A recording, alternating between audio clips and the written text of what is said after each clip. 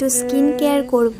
আর সপ্তাহে আমি একদিন ভালো করে স্কিন কেয়ার করি। তো আজকে আমি আলুর রস দিয়ে ফেস প্যাক বানাবো, কিভাবে করি সেটাও তোমাদের সাথে শেয়ার করব। আর আলুর কিন্তু অনেক উপকার আছে, যেমন স্কিনের দাগ ছোপ কমায়, তারপর ডার্ক স্পট কমায়, আরো অনেক গুণ আছে। তবে শুধু একদিন ব্যবহার করলে হবে না, কিছুদিন ব্যবহার করার পর তবে এটার গুণ বুঝতে পারবে। নিজেদের মন ভাঙবো, নিজেই নেব জুড়ে জীবনের। তো যাই হোক, আলুর রস বের করে নিয়েছি।